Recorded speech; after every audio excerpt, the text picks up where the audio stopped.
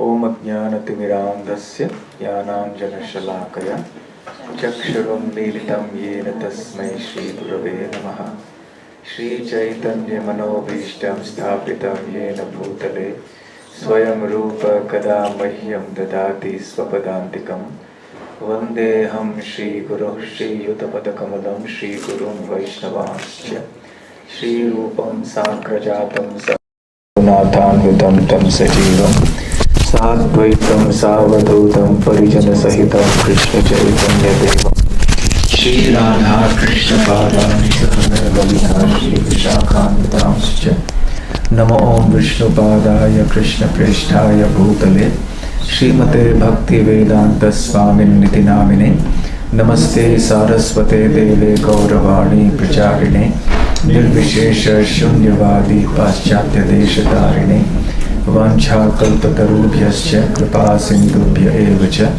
Patitanam Pavanebhyo Vaishnavebhyo Namo Namaha Jai Shri Krishna Chaitanya Prabhu Nityananda Shri Advaita Gadadhar Shivasadi Gaura Bhakta Vrinda Hare Krishna Krishna Krishna Hare Hare Hare Rama Rama Rama Hare Hare Hare Krishna.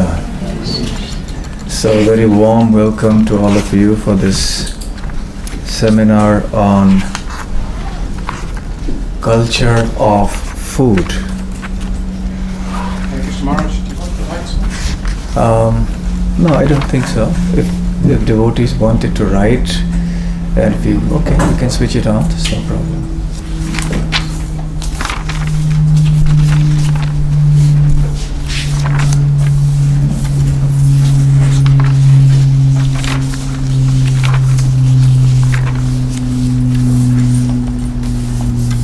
Both the words used here are very significant, culture and food.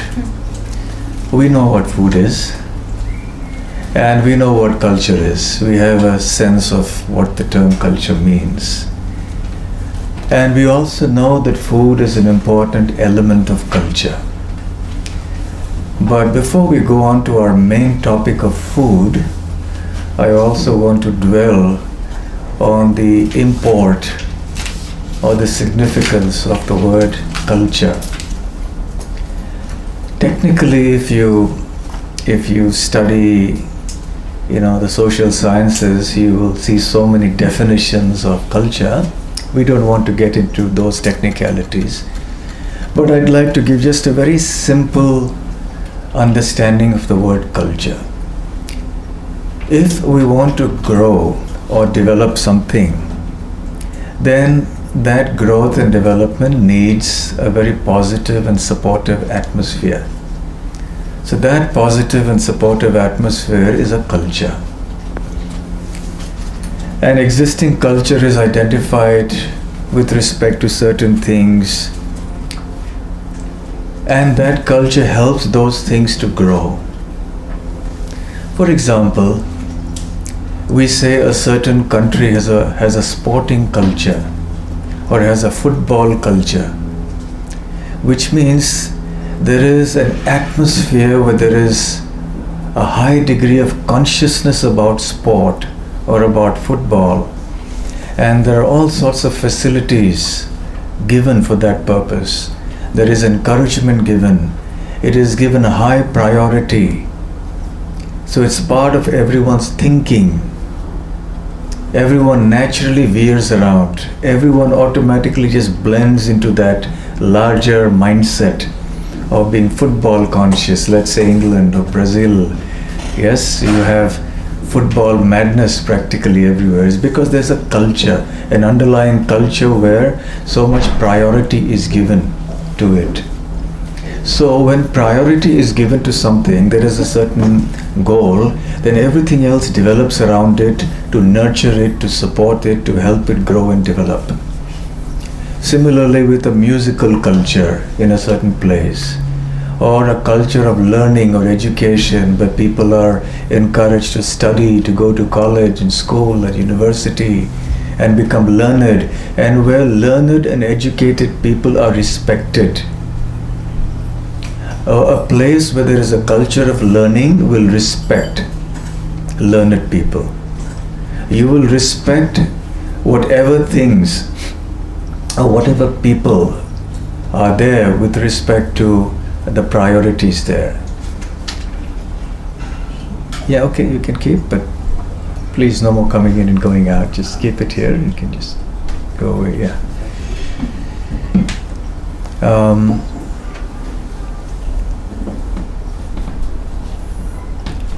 So for example, in a country where football is a priority, the football stars are like God, yes? They're given so much priority. In a culture where learning is given priority, the educated people or the learned people are given a lot of respect. Because everything that goes along with it, everything that is connected to it, is encouraged and nurtured very nicely. So these things are emphasized according to the priorities and philosophy of life almost. In any society, certain things are emphasized and prioritized.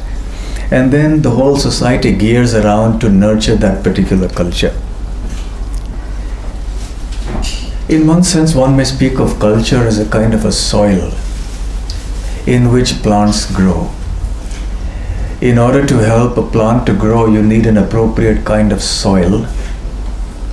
You need a certain, from a scientific point of view, you need certain qualities in elements and phosphorus and nitrogen or whatever it is in the soil that will help it grow. You need certain microbes. The soil has to be of a certain type.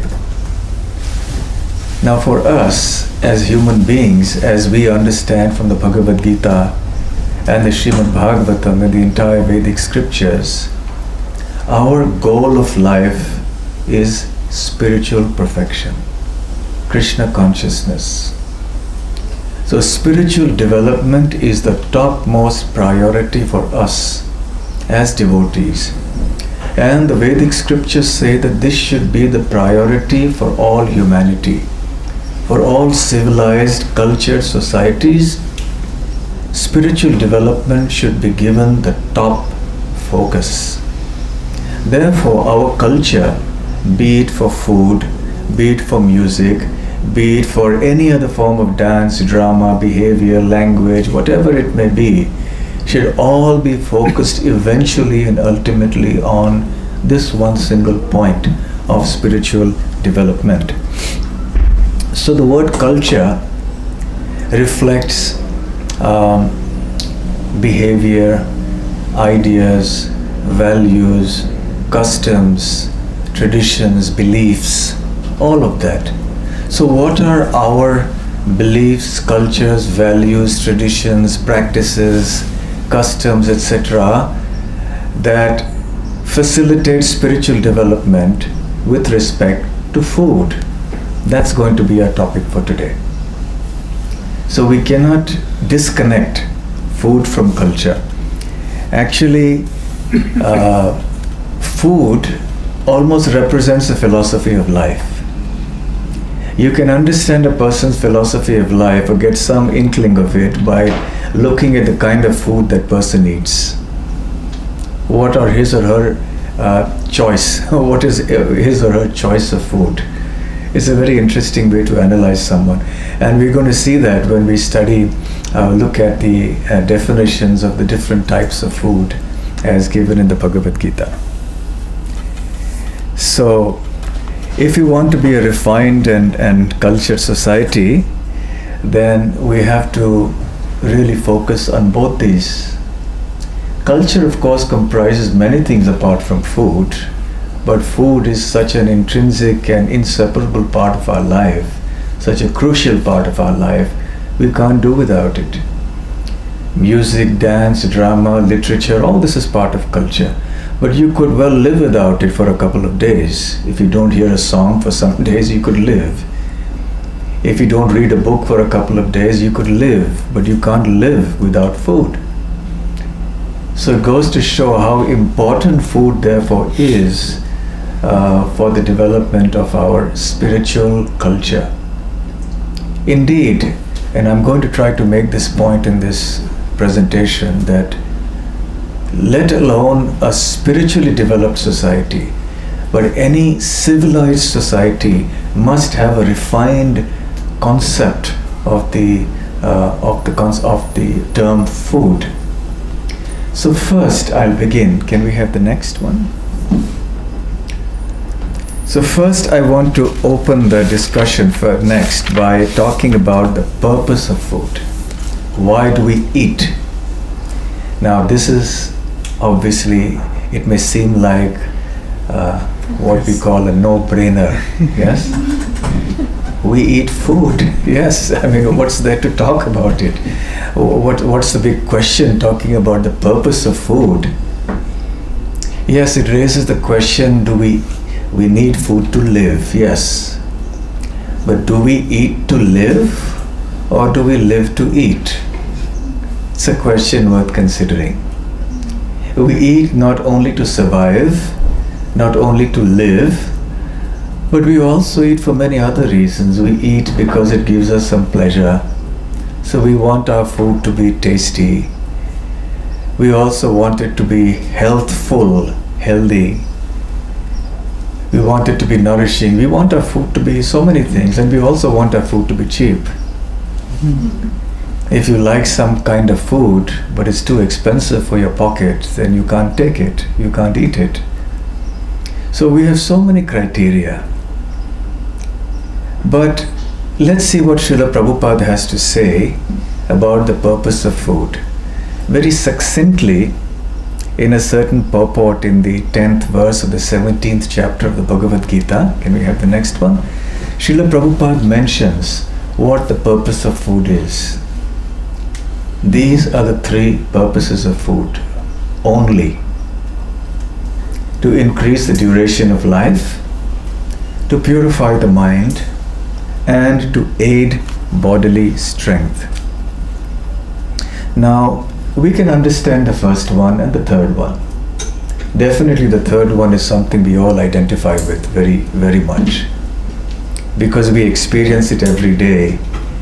When you fast from food, you feel weak. When you're malnourished or undernourished, you get disease. Of course, when you're overnourished also you get disease. If you don't know what kind of food to eat, you get diseased. So number 3, to aid bodily strength and nutrition and so on, is something everybody understands. And of course, because we value our health so much, we value our life so much, we want to live as long as possible. So we want to eat in such a way that not only do we enjoy the food, not only do we enjoy life, but we also want to live a long life. So food is also intended to serve the purpose of increasing the duration of our life. But these are the two areas to which generally people's thinking is restricted.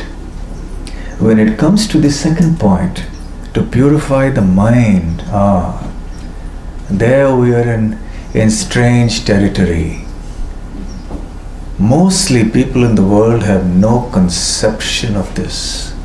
They have no idea that one of the most important purposes of food is to purify the mind. We're thinking about the body. Yes, we need good taste to tickle our taste buds and the tongue. We need a good food to keep us healthy and strong so we can do everything we want to do. So we're overly concerned with the body.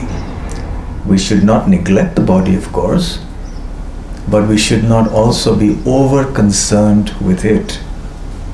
And usually we see that, especially in the modern times, the emphasis is more on the physical aspect of life, on the bodily aspect of life. That is because society is becoming increasingly body conscious. Therefore, we see the emphasis on being looking personally beautiful and handsome, and all the kinds of beauty paraphernalia that's there, the shops and the industries. It's a multi-billion-dollar industry just to look nice, to look good, to feed the body, to clothe the body, to ornament the body. billions and billions of pounds and dollars are spent on this one point, and people have become so engrossed in this bodily conception of life that people don't think much about the mind at all. What to speak of the soul? The soul is just something very far removed. But even the fact that the purpose of food is to purify the mind is an alien idea. People don't even think that there is such a thing that exists as trying to purify your mind. You purify something when you want to make it clean, when it was previously not clean. So the idea that the mind can be clean or unclean is not something that people in general think about a lot. Sometimes we do think about distorted minds when somebody goes and blows up something or does something ghastly or beastly. Then we do think there's something wrong with this person's mind or his philosophy of life or whatever. But that's where we restrict our thinking. We don't go beyond that. So a very, very important purpose of food is to purify our mind. Now, in the Vedic scriptures, and actually Srila Prabhupada quotes this in the Bhagavad Gita in his purports, Ahara Shuddhau Sattva Shuddhihi Sattva Shuddhau Dhruva Smritihi Smriti Lambhe Sarva Granthinam Vipramokshaha. The meaning of this verse is that if one's ahar or food is shuddha or pure, if we eat pure food, and what constitutes pure food and impure food, we'll come to that shortly. But if we eat pure food, ahara shuddha, sattva shuddhi, our existence becomes purified. By existence we mean our whole thinking process, the way we view the world, our physical existence, our mental existence, our intellectual existence, everything becomes purified. Sattva shuddhi. So by eating pure food, one's existence becomes purified. Sattva shuddho, when one's existence becomes purified, dhruva smritihi, the finer tissues of the brain that are responsible for memory, they get sanctified. Our memory becomes sharp and pure. And when such memory is sharp, then what happens? Then our thinking changes. As our thinking changes, we rise beyond the bodily conception of life. Presently, most of the world is engrossed in the idea of the body. I am this body, and I must fulfill the unlimited needs and desires of this body. The whole civilization is focused simply on this one thing, this body. How to please this body as much as possible. But when we start eating pure food and our existence gets purified and our memory tissues get sanctified, then our thinking starts changing. We go beyond the body and start thinking, actually, I am not this body. I am a spiritual entity. I am not meant to be here just to enjoy this body and the things connected to this body. Now I am a spiritual entity. I am realizing this. And I must strive for spiritual perfection. So when one starts thinking like that, that is when we've reached a turning point in our existence in this world. And remember, as per the Bhagavad Gita, our existence in this world is from time immemorial. From millions and millions of years, according to the Bhagavad Gita, we have been in different bodies. The soul has been moving from body to body to body to body. Millions and trillions of countless lives we've had, all in the gross bodily conception of life. So the point when we, in this human life, come to the conception, I must do something beyond the body. I must think about my spiritual development. That is a game-changing development. And then, As the person thinks like that, then he or she starts seeking some spiritual guidance, some spiritual instruction, some spiritual knowledge. And then eventually, that person is brought to the company of transcendentalists or spiritualists. So I've depicted that in a chart, this whole sequence of events. Next, please. Before I come to that, I want to make a quote from the Chando Upanishad. Those of you who attended the seminar I gave on Atithi Devo Bhava, or treating the guest as God, which is an important part of our culture, as we were discussing, I mentioned the Chandogya Upanishad. This is one of the Upanishads in which is a lot of information on food. You might remember, those of you who attended that. And I wish we had more time. We could have dealt with many more things that are given there about food. But suffice it to say here that there is one very relevant instruction that's given there. The essence of whatever food is eaten rises up and becomes the mind. What an extraordinary point. You see, today, modern science does not understand the difference between the mind and the brain.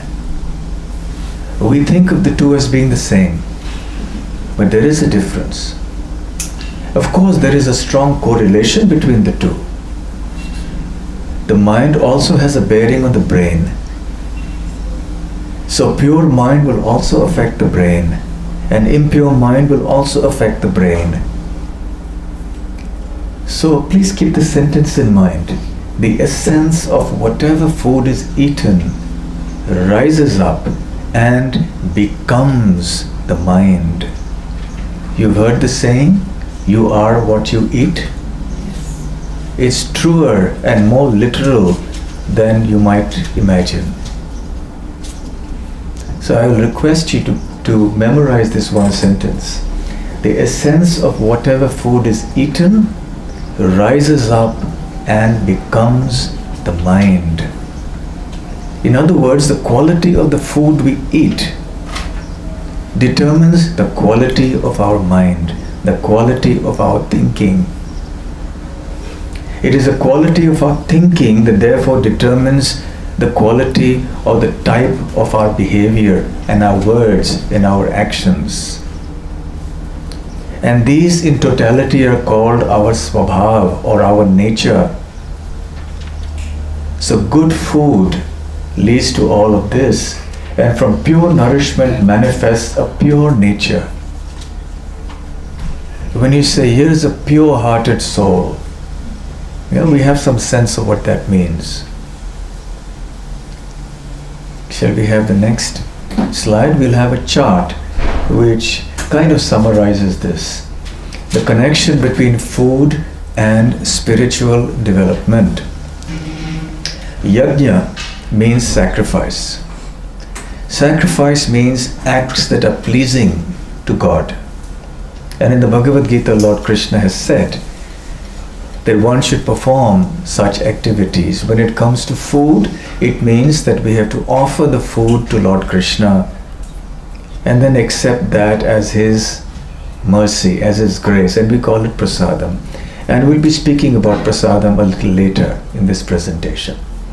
So when the food is offered in sacrifice to God, then it becomes pure food. That pure food, when ingested, when eaten and assimilated in the body, makes our existence pure. And by the way, different types of foodstuffs are assimilated in the body differently, and they are digested differently. Some elements are absorbed easily in the body, some are not easily absorbed. For example, ghee or honey are directly absorbed in the body. So also with liquids, more easily absorbed. Fruit is digested within an hour. But other things like grains and vegetables and so on, they take several hours to digest. And when you have non-vegetarian food, meat and so on, then that takes even longer to digest. So, and all of this is ultimately assimilated into the body. So when we speak of, food rises up to become the mind, we mean that after it's assimilated. According to Ayurveda, all that you eat is not food. All that you digest and assimilate is food. Because if you don't digest food, then what's left behind in the belly, in the stomach and in the intestines becomes poison. It's toxic. It causes disease. So therefore, Ayurveda stresses upon the stomach or the digestion as the most important element of health. If your digestion is good, then you are healthy. And if you know how to eat, what to eat, when to eat, how to eat, you'll be healthy. So, pure food, when assimilated into the body, becomes pure existence. With that pure existence, our memory becomes sanctified. With such a pure memory and intelligence, one can actually think of the path of liberation. And then, eventually one comes to Krishna consciousness, which is the perfection of life. And all human society should actually be moving in this direction. So, can we move to the next one? So now, we're going to talk of the different kinds of food. And they have different impacts on us, different effects in our life. So we have to consider this very deeply. Srila Madhvacharya, the great Vaishnava Acharya, has said that for anyone devoted to serving Krishna should thoroughly understand the nature and the quality of food. We should know our food. Ayurveda says that you have to know your food if you want to be healthy. I am not an Ayurvedic doctor, and there are many aspects of this presentation which will be given better by an Ayurvedic doctor. So those areas I won't touch on more because that is not my field. Maybe briefly I can touch upon a few points here and there. But from an Ayurvedic point of view, there is so much to learn about food. But Ayurveda says, if you know your food, you don't need medicines. And if you don't know your food, you don't need medicine. What does it mean? If you know your food, you won't need medicine because you'll be healthy. If you don't know your food, then medicines won't help because you'll never be healthy whatever medicines you may take. I remember going to an Ayurvedic doctor one time. He was a very stern, strict doctor. He was a good doctor. But many of our devotees used to go to him and they would not go back again because he would scold them. He would reprimand them. And he would say, if you want to come to me, you have to follow my directions, otherwise don't come. So he would start like that. So immediately the first patient who goes becomes impatient. And they're wondering what's he going to say next.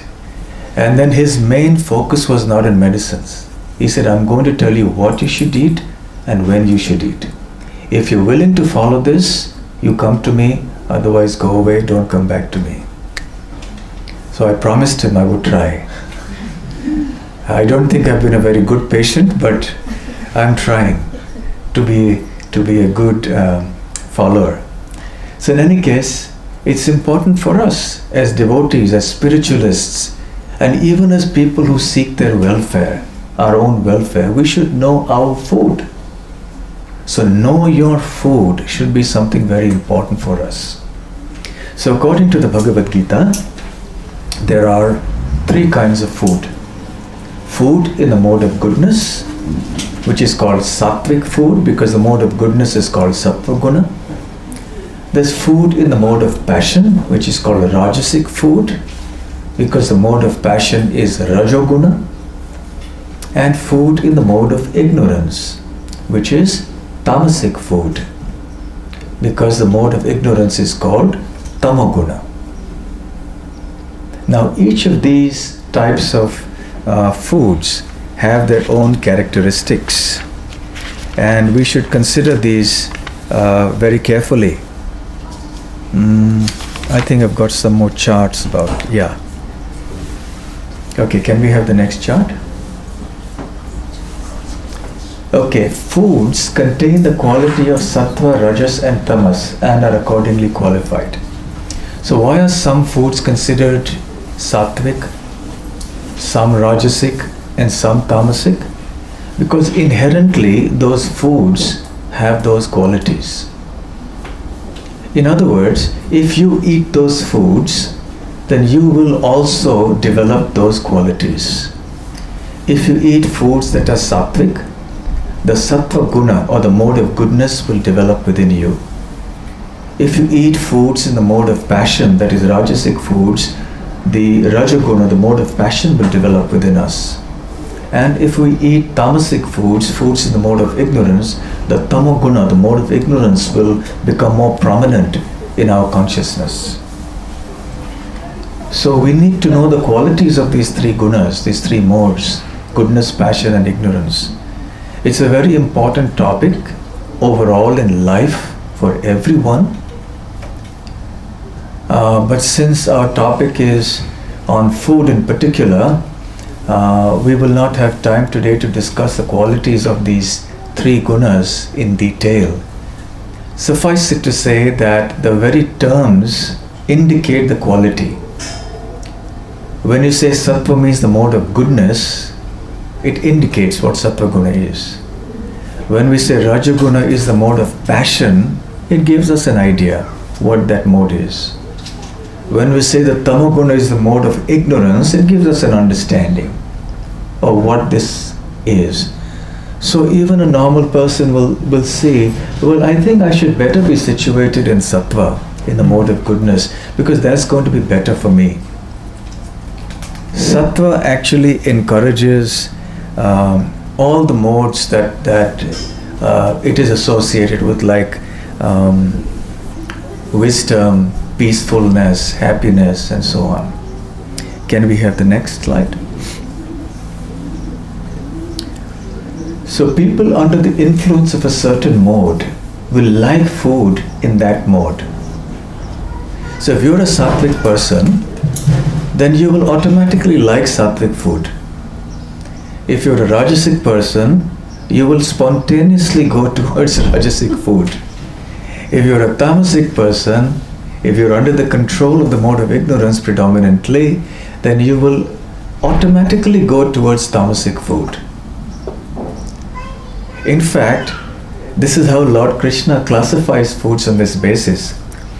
He says foods in the mode of goodness are those that are very dear to those in the mode of goodness. Foods in the mode of passion are those that are very dear to people in the mode of passion. Foods in the mode of ignorance are those that are very dear to those in the mode of ignorance. In other words, from observing the food that a person eats, one can understand what mode that person is in. And we can also have an understanding of what is the mode of that food that he's eating. Because generally, a tamasic person will eat more of tamasic food. Now, things are not as simple as this, because nobody has only sattva, only rajas and only tamas. We generally have a combination of these three. So someone may have a lot of sattva, some degree of rajas or passion, and very little ignorance. Somebody may have a lot of passion, mode of passion, some goodness, some ignorance. Someone may have a lot of the mode of ignorance, some little passion, very little goodness. So it's not a black and white thing. It's like a spectrum. And generally people's consciousness and personality is constituted of a combination of these three modes. And what's more, not only is each person predominantly in a given mode and has a certain combination of modes that he or she is influenced by, but also that particular individual may change. At times the person's sattva may be prominent, Even the nastiest person may sometimes feel nice and kind towards somebody. Yeah? So there's no one who's completely bad.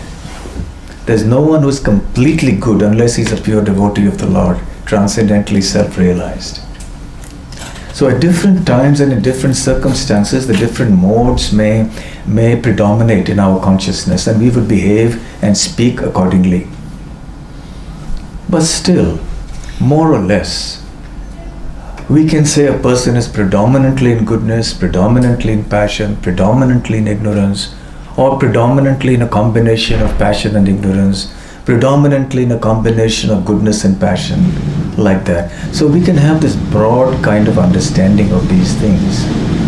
So by observing what a person eats generally as a daily practice, as a daily habit, not just once in a while, we can understand, get an indication of what modes that person is under. Okay, can we have the next one? We can also understand which food is in which mode by studying its characteristics and effects. Just as we can understand what the nature of the food is by studying who's eating it,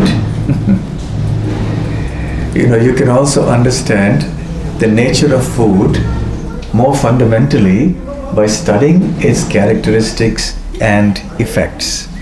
And this has been done very elaborately by Lord Krishna in the Bhagavad Gita in the 17th chapter. Text, yeah, can we see that? In next verse.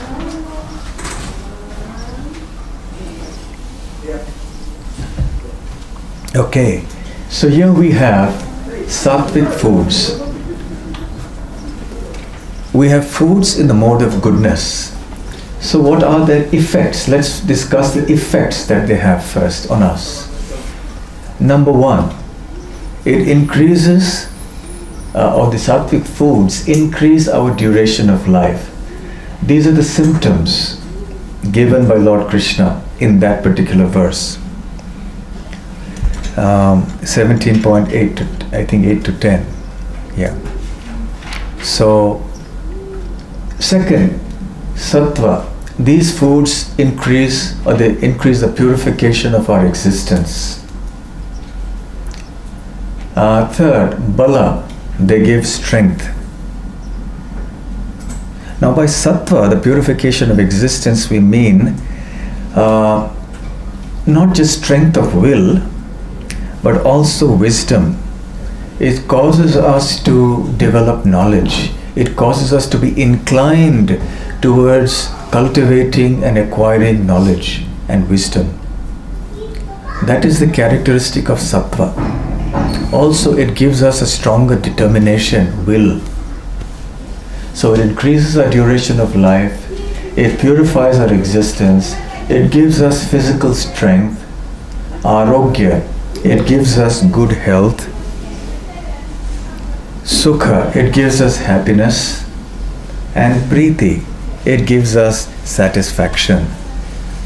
So these are the results of foods in the mode of goodness.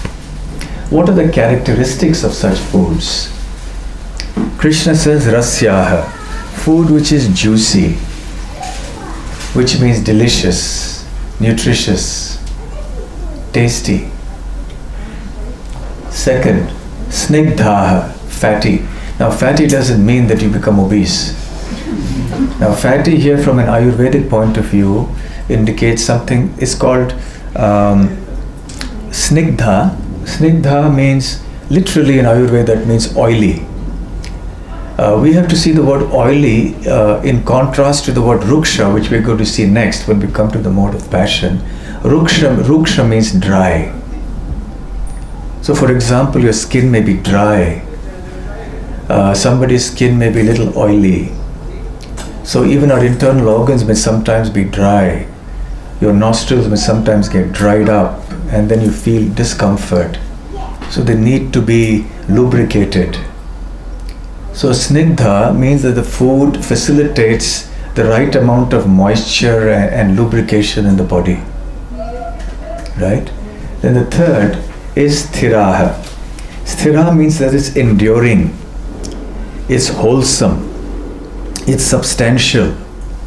Srila Vishwanath Chakravarti Thakur, one of our acharyas, says that this means that the food that is sattvic has a long-lasting effect on the body. In other words, its essence remains invigorating the body even after the food has digested. So the effects of sattvic food remain and one feels nourished and invigorated. So that is sthiraha. Now the acharya, that is Vishwanath Chakravarti Thakur, says milk foam is a good taste. But the point is, it's sattvic, but it doesn't invigorate. It's not substantial. So milk, yes, milk is very substantial, and that is sattvic.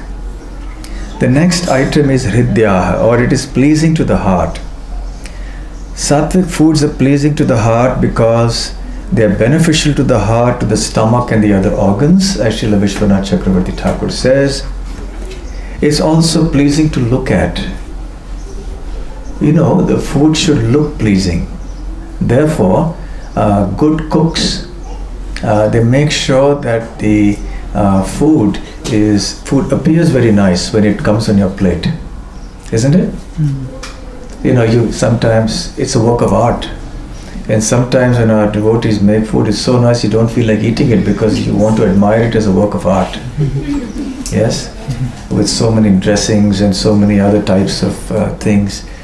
So you feel like it should be something that pleases the mind when you look at it. You may try the same with foods that are passionate and ignorant, but it doesn't have the same effect. So this is called hridya, or it is pleasing to the heart. Srila Vishwanath Chakravarti Thakur adds one characteristic. He says even if foods have these 4 characteristics that I just mentioned, that Krishna has mentioned, he says unless the food is pure, it will not be considered sattvic. So the purity of the food is also very, very important. It's an added characteristic. Now food can become impure in many ways, and we'll see that as we move along to the foods in the mode of passion and ignorance. So what are some of the examples of these foods? Now don't connect that to the rows in which these items are mentioned. It's not that food grains are juicy and increase the duration of life and milk is fatty and purifies existence. There's no correlation there, right? Just see all of them as a column. Don't try to correlate with the other rows. But these are examples of foods in the mode of goodness: food grains, milk, sugar. By sugar, we don't mean the refined white sugar. The refined white sugar is not good for health at all because it's chemically processed and it's not healthy. What we mean here is foods sugars that are naturally produced through sugarcane juice and then molasses, and there is a whole procedure to do that. There is healthy sugar. There are also natural sugars which appear in fruits and so on. Then there are fruits and there are vegetables. So these are examples of sattvic foods. Now, sattvic foods are easily digestible and they also are abundant in prana. They nourish the prana. How many of you know what is prana? Life, air. Anything else? Prana. You heard it often in Bhagavad Gita? Energy, all right, but something more specific? Consciousness. Prana affects consciousness, but something more? Breath. Breath is a gross form of prana. Life airs, that's right. Nowadays people they talk a lot about yoga and breathing exercises, pranayam. So the word pranayam indicates the regulation of prana. So you control your breathing, and through the regulation of the breathing, you regulate the subtler airs within the body. So what we breathe is a gross air, and the prana is a subtle air within the body. So what yoga does, the asanas and the pranayama we perform, it regulates these pranas within the body. So they act in a balanced fashion. You see, we have 5 main pranas, we won't go into the details of that, and 5 secondary pranas. And they have functions to discharge within the body. So a certain prana may be responsible for circulation of the blood, another prana for digestion in the body, another prana for evacuation from the body. So there are different pranas that have different functions. And for a healthy person, these pranas are balanced and they are functioning properly. They are sufficiently nourished. So when there is an imbalance in the pranas, then there is disease. Either one particular prana is undernourished, or some imbalance exists between the pranas. So the yogis, what they do is, by asanas and pranayam, they regulate that. We can give a very simple example of, let us say, a watch or a clock. You have a little button that you turn, and then turning that button, you turn the needle of the clock, right? So similarly, the gross physical exercises and breathing are like turning that knob, and the needle actually turns inside us like the prana. It's a very crude analogy, but you may get the point. So these pranas have to be regulated. That's very, very important. You see, health is a matter of balance. According to Ayurveda, the kapha, vata, pitta, these 3 dhatus have to be balanced. According to yoga theory, the pranas have to be balanced and they have to be nourished abundantly. So sattvic foods, they nourish the prana. They are abundant in prana, in the pranic energy, and therefore a person becomes healthy. Health is not simply a matter of protein and vitamin and how much of strength you have physically. Physical strength is not necessarily an indication of good health. I know somebody who had a friend who was 40 years old. He used to go to the gym every single day. He was extremely strong. He was very muscular, and he would lift weights and he would do all those different exercises, and he was, otherwise physically very strong. But he wasn't healthy. He had some heart attack or something like that, and he died at the age of 40. He just collapsed in the gym. So strength, health and strength, gross physical strength, muscular strength are not necessarily the same, although health will give strength. And that is because the pranas are nourished. In Vedic culture, generally, when we take food, and again we'll come to this a little later in this presentation, before we eat, we offer prayers to God and to others as well. But primarily as devotees, we offer to Krishna, who has provided us this prasadam. Now, in Vedic culture, there are many who may not be devotees of Krishna directly, but at least they understand the importance of eating sattvic food. And when they are beginning their food, just about to begin their food, they offer prayers to these 5 pranas. They say, Om Pranaya Swaha, Om Apanaya Swaha, Om Samanaya Swaha, Om Udanaya Swaha, Om Vyanaya Swaha, because these are the 5 pranas. So they offer oblations that I'm offering these foodstuffs now, just like we offer something to the sacrificial fire. So now we are offering these foodstuffs into our system so that you may all get nourished. So that's the idea. So that is another quality of the foods in the mode of goodness. And because they're easily digestible, they're easily assimilated in the body. And when they're easily assimilated, they're more easily converted into purification of existence, into the sanctification of the brain tissues, and into a purified thinking. This is the benefit of sattvic food. Yeah, very important for us. So any advanced civilization that has any idea at all about spiritual development being very important in life must prioritize and focus at the very least on sattvic foods.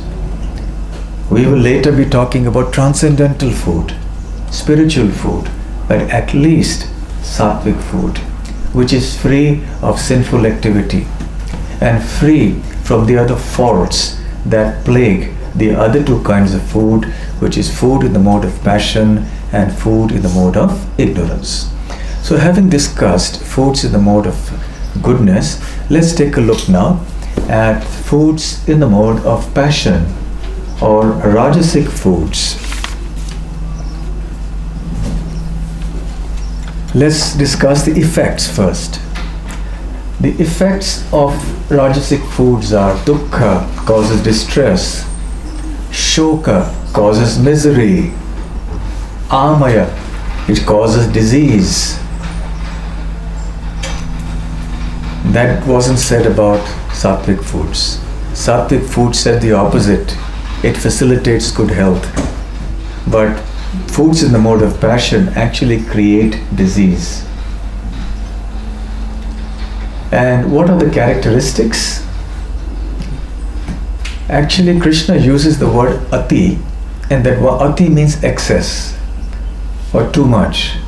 And then he uses certain words, katu, amla, lavana, etc., which I'll mention now. And so that ati, or that too much, applies to all of them. That is how Vishwanath Chakravarti Thakur mentions it. So, Rajasic foods could be those that are katu, or too bitter; amla, too sour; lavana, too salty; ushna, too hot; tikshna, too pungent; ruksha, too dry; or vidahivaha, which means burning. Now there's no need to write too burning. This is burning. If burning is bad enough. Too burning, then you're in difficulty anyway. So, yes, I remember, I'll share a little personal anecdote with you. When I first became a devotee, I was the temple president in one temple in India. And I had read the Bhagavad Gita, and I was very much inspired to eat sattvic food stuff, because that is important for facilitating spiritual consciousness. And so I made sure that in the ashram we have sattvic food, that the cooks were not on the sly putting a little more chili, because people who are born and raised in India like to eat some chili, and they have so much of masalas and spices and so on. So I had to intervene frequently to make sure that on the sly they didn't just put a little something in. So eventually it came on track. But then one day I was thinking, because in the Bhagavad Gita, Krishna says that salty food is also Rajasic. So I thought maybe it's a good idea we should stop eating salt. So I told the cook, a couple of our devotees were cooking, and I told them, now from tomorrow we're going to stop putting salt in the food. They were shocked. What could they do? They had to obey. And then I made the announcement in the morning as we were all sitting for prasadam. Said, from today, because this is Rajasic food, we're not going to have salt. And in those days we didn't have all these mobile phones that had cameras and all that, Otherwise someone could have taken a photo snap and seen the expressions on everybody's face. And then they started eating. And they were not happy, of course. And this went on for a day or two. And then very soon I had a rebellion on my hands. And then I had to reconsider my decision. And of course, when I reflected on it, It is not salt exactly, it's too salty. So a little bit of salt is necessary, but if you do things in excess, then it becomes Rajasik. So it shouldn't be too salty, too bitter, too sour, too hot, too pungent, too dry. In a normal meal, you have many of these elements. You may have a dry item to eat. Okay, let that be a very small part of your meal. Don't do too much of that. You may have a little sour something, but don't let that be a very prominent portion of your diet. Similarly with all the other things, just have it in moderation, or perhaps less than moderation. Now there are certain items. What about too sweet? Too sweet also, yes. Too sweet also is not good. Anything in excess is not good. Too sweet also, you're a doctor, it causes also diabetes. But from an Ayurvedic point of view also it has its own problems. And from a spiritual point of view also it disturbs the mind. Too much sugar is like an intoxicant also. So it dulls you. So yes, even too much of that is not recommended. So Srila Madhvacharya, one of our great acharyas, mentions that even though we speak about bitter foods being in the mode of passion, there are certain bitter foods like bitter melon, for example, Karela, which though bitter are good for health. So when we look at the effect that it has, even though the characteristics of bitter melon are of the mode of passion, but the effect it has is good. But even then, we shouldn't make a meal of only Karela or bitter melon. Take a little bit. Sometimes devotees overdo it, I've seen that also. They really go over the top and they just take a whole meal of Karela or something like that. Everything in moderation is good. Sattva Guna means moderation and balance, not too much of anything. He also gives an example of certain sour foods. Sometimes we do take sour foods. For example, yogurt is considered a sour food. But even though the characteristic is that of the mode of passion being sour, nevertheless, it has a good quality because it is helpful for us. It's good for health. Although yogurt should not be taken at night, any sour food should not be eaten at night. So therefore, both Karela and yogurt can be considered sattvic foods. Right? So we have to be cautious about these different foods. An example of too bitter, food that is too bitter could be neem. Neem is very good for health. You take it in very small quantities. That's quite good. Or too much of black pepper or red pepper. Too much of hing. Hing, asafoetida? Too much of that causes dryness.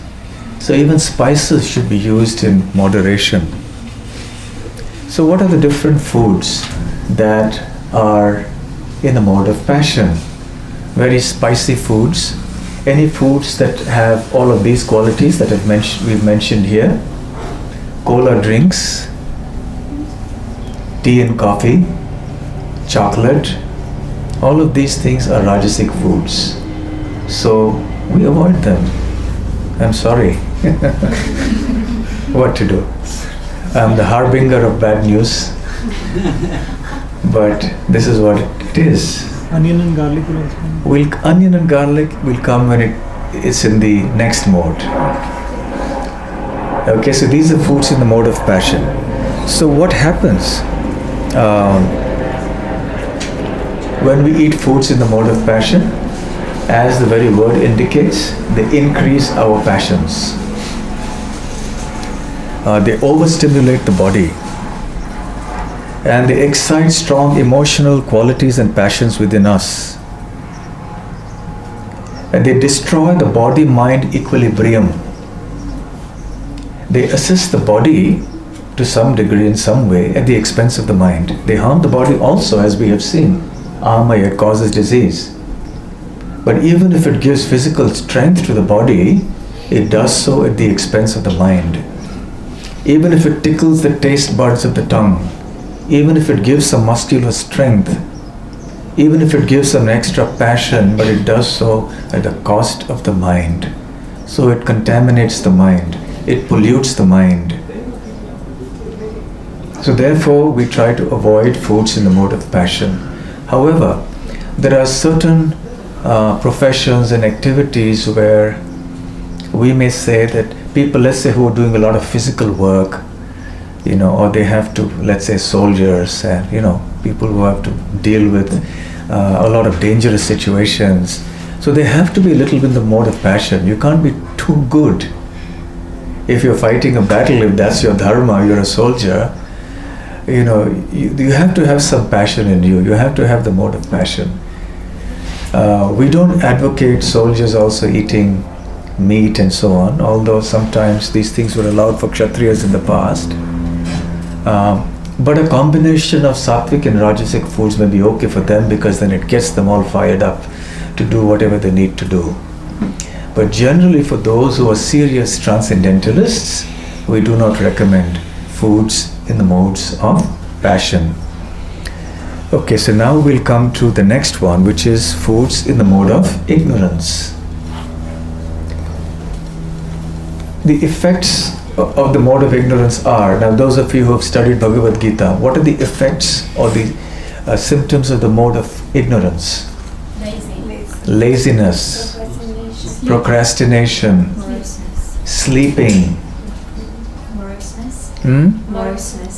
moroseness. What else? Lethargic, anger, cruelty, violence, insensitivity, lack of compassion. So these are qualities of the mode of ignorance. What are the qualities of the mode of passion, by the way, since we're on the topic? Craving or greed. Craving or greed. Craving, greed. Over endeavor for what? For material things. Mundane things. Anything else? Desire for pleasure. Desire for pleasure. Desire for pleasure. Fame and respect. Desire for fame, name, prestige, honor, respect. So these are some of the things in the mode of passion. The symptoms of the mode of goodness? Peacefulness. Kindness. Compassion. Forgiveness. Happiness. Inclination towards spiritual life. These are symptoms of the mode of goodness. So, as far as tamasic foods are concerned, what effects do they have? They invoke within us the symptoms of the mode of passion. They create a mode of ignorance, I beg your pardon. So they actually give rise to these tamasic qualities within us, lethargic, violent, and so on. So what are the characteristics of foods in the mode of ignorance? Yat yamam. It's not yaman, it's yaman. Yamam, A-M. Yat yamam. That is food cooked 3 hours before eating. Gata rasam, which means that which is tasteless. And by the way, this does not apply to prasadam, because if prasadam is kept for more than 3 hours, you can still take it. It doesn't become food in the mode of ignorance. So food that is yata yamam, food cooked 3 hours before being eaten, also becomes cold. And then you put it in the microwave and heat it and take it. No. By the way, please never use microwaves. Any of you use microwaves? Please stop using microwaves. Not good for health at all. And even if you have to reheat, don't reheat rice. Yes, because it produces toxins. There are certain things you can reheat. It's better to just eat hot and fresh. That's very important. So yata yamam means we shouldn't let food remain for a long time. which means the modern day practice, which is very common now, of preparing food and then leaving it in the refrigerator, eating, is not a good habit actually. And we may discuss it if we get time. The cultural aspect of it is also very important, of how food must be cooked and served hot and fresh and eaten hot and fresh. That is real food. Not food which is cold, food which is reheated, and neither food that is processed and canned and tinned and which has so many preservatives. So that's not the kind of healthy food or good food. So freshness is a quality of the mode of goodness, and the opposite is the quality of the mode of ignorance. So this is stale food. Then gata rasam means tasteless. It has lost its natural taste. Perhaps it was flavorful earlier, but over time somehow it has lost its taste. That happens when you keep something outside and it loses its natural original taste. The third is puti, bad smelling. People sometimes ask, why do we not eat onion and garlic? What does it smell like? Does it smell like some fragrant perfume? Onion and garlic have a bad smell. So smell indicates its quality, indicates the guna. So because onion and garlic also have a foul smell, so we don't eat onion and garlic. And furthermore, as we discussed before, these generate, the foods of a particular mode generate those qualities within us. So foods that have a bad smell will also generate tamasic qualities, onion, garlic included.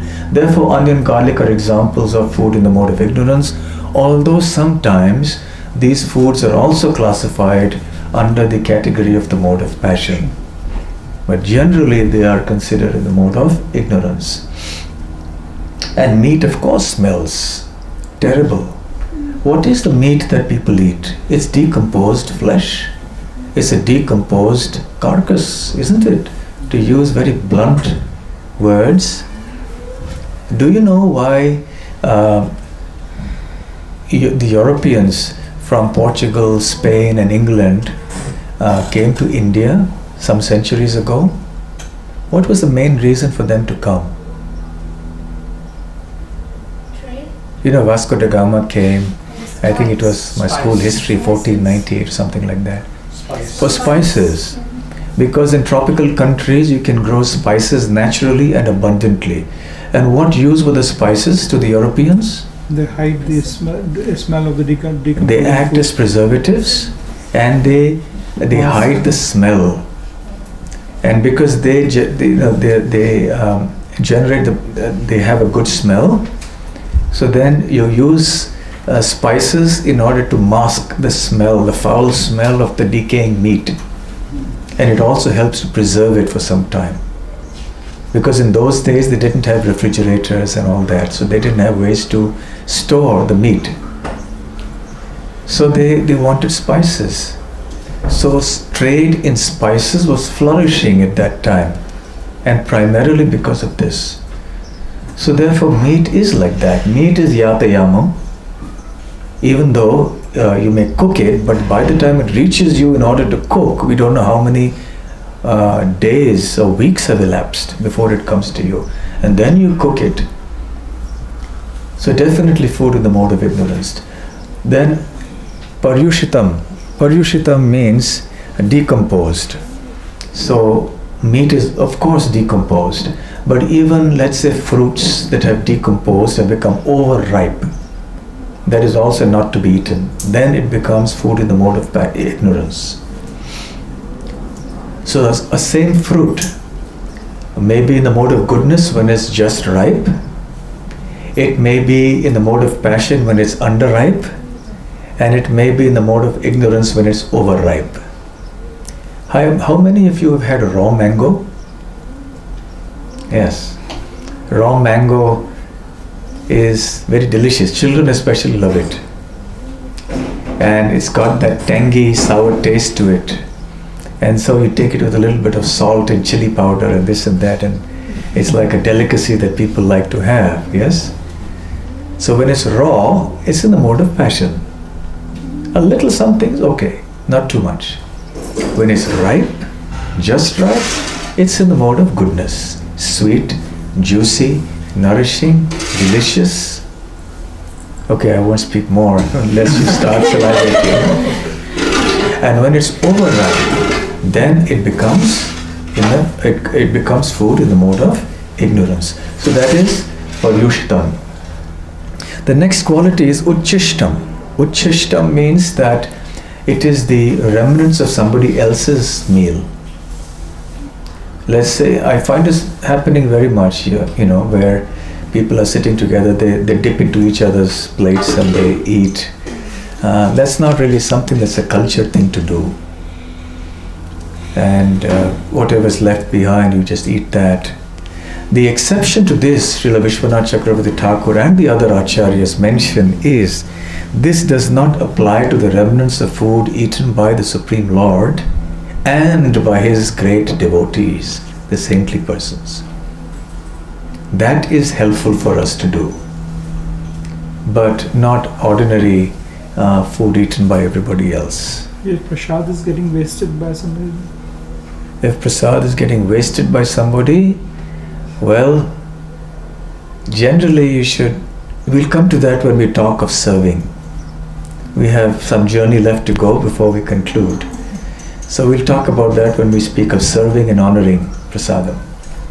Actually, this topic is so big, we could do with another 3-hour session. So I'm trying to condense some of these things and being very brief about it. So let's see, we'll touch that topic. If I forget, you please remind me. So uchishtam.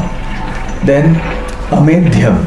Amedhyam means that which is untouchable, which is ritually impure and which is unfit to be offered in sacrifice or in yajna. Basically anything that is unofferable to Krishna. There's so many substances like that. So what are examples of foods in the mode of ignorance? Meat, fish, eggs, alcohol, onion, garlic, mushrooms. Why mushrooms? It's fungus, because it's a fungal product, And also, generally, as far as devotees are concerned, we also avoid soya. We also avoid a kind of dal called masoor dal. Why do we avoid it? These two items? High protein. Very high protein. So anything that is extraordinarily high protein is also something that is considered in the modes of passion and ignorance. So we avoid them.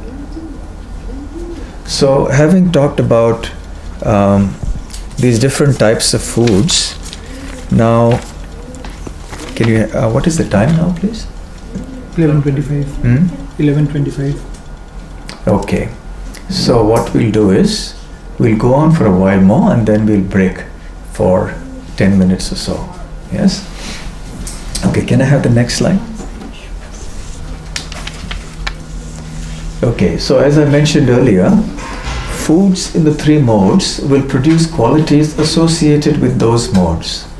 For example, sattvic foods will gradually develop wisdom, Rajasic foods will develop greed and lust, Tamasic foods will develop lethargy. Now these things will take time naturally. So it's not that somebody starts taking sattvic foods and say, oh, I haven't become wise overnight. These things don't happen overnight. Gradually, as you start doing it, gradually they start making an impact on your consciousness. And then you go on and on and on and you start seeing the difference. So therefore, at the very least, we should be vegetarian. Better than that, we should eat sattvic foods. And better than that, we should offer the sattvic food to Lord Krishna and take prasadam. So can we have the next slide? Vegetarianism, especially sattvic foods. So vegetarianism and sattvic food reflects and fosters the culture of compassion, number one. And second, the culture of purity of thought, word, and deed. This is the benefit of vegetarianism. Now, vegetarianism in itself is a topic that can take up a few hours of discussion. And naturally, we don't have the time now to discuss it. But just in very brief, these are the two main reasons, the strongest points in favor of vegetarianism. There are many others. There are economic reasons, there are karmic reasons, there are many others. It's a topic in itself. Now, I want to ask you, how does vegetarianism reflect and foster a culture of compassion? Yes? So ahimsa is the principle. Ahimsa is the principle, okay. Ahimsa means? The principle of non-violence. Principle of non-violence, okay. Not hurting or not causing any hurt to any other living entity.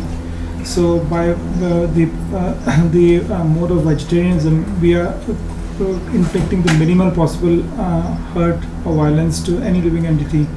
By being non-vegetarian, one is hurting the other entities, the animals, and the higher entities and the plants. Right, excellent. So, vegetarianism reflects and fosters a culture of compassion because it is based on the spirit of kindness and compassion to all living entities. We do not, we are not cruel to animals and to birds. We don't kill them to eat them. We don't cause pain to them. Whereas non-vegetarian food is a product of cruelty, massive cruelty. Personally speaking, for the life of me, I cannot understand how any civilization that calls itself civilized or cultured can eat meat and cause so much cruelty and violence to helpless living entities. The kind of fear that animals come under when they are approached for slaughter, to be slaughtered, is something that will make you shudder. The kind of cruelty that goes on in slaughterhouses, and there are many YouTube videos on this, it's unwatchable, actually speaking. Completely abominable, despicable, it is just beyond words. And one wonders how it isn't that there is not a huge uproar of protest against such enormous cruelty and violence. So in vegetarianism, at least we avoid that cruelty. Some cruelty exists in the sense that you have to kill plants, but that cruelty is very, very, very small in compared to the pain and cruelty that is inflicted upon animals and birds when they are killed for food, especially when there is plenty of vegetarian food available all over the world. So therefore, vegetarianism, it also breeds a culture of compassion. We realize that I want to be vegetarian because I don't want to be cruel to helpless living entities who deserve our love and our protection. So this is the first and the strongest argument in favor of vegetarianism. Second, why does it foster and reflect a culture of purity of thought, word, and deed? In sattvic. Because what we eat, it rises to the mind. Yes, because as we discussed, the Chando Upanishad says, the essence of the food we eat rises to the mind and becomes the mind. Yes? So therefore, if the food is pure, then our thought becomes pure. Now, sometimes people ask, because people like to present counter arguments. So they say, all right, we accept this point that because it's a point that can't be contested, that there is enormous cruelty in the killing of animals and birds. All right, suppose we were to eat meat without causing any cruelty. First of all, how is that possible? You may use stunning equipment to stun them and then kill them and so on, but that's cruelty. And also we have no right to take somebody else's life. So therefore still the argument holds that killing somebody with cruelty is worse and without cruelty is still bad enough. Then they may argue further and say, what if we eat the animal after it has died a natural death? Good question, right? Valid question. It takes care of the first point. Now we are not cruel. We have not hurt the animal or the bird. But then the second point has to be considered.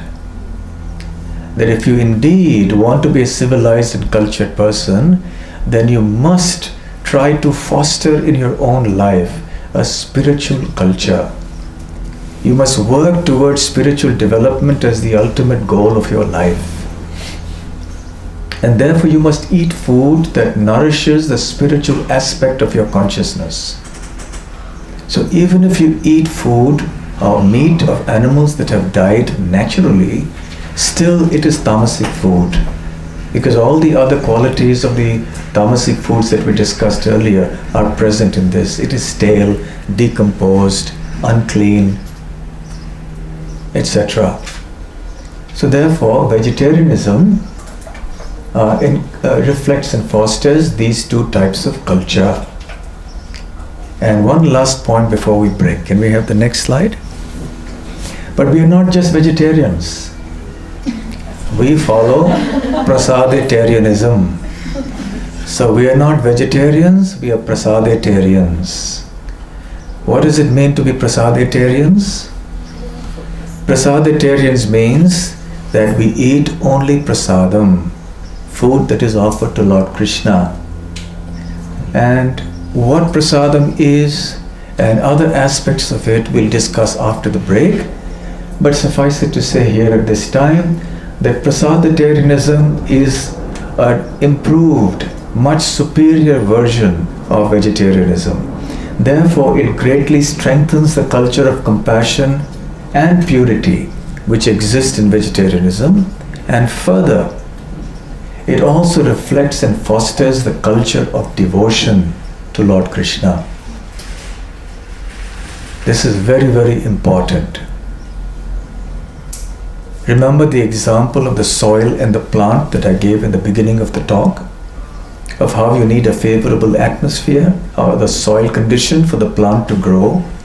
So similarly, the culture of food is a very important aspect in facilitating the growth of devotion and the culture of devotion.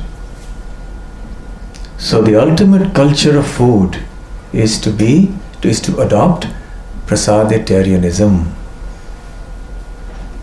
So we'll stop here. Thank you very much. Hare Krishna.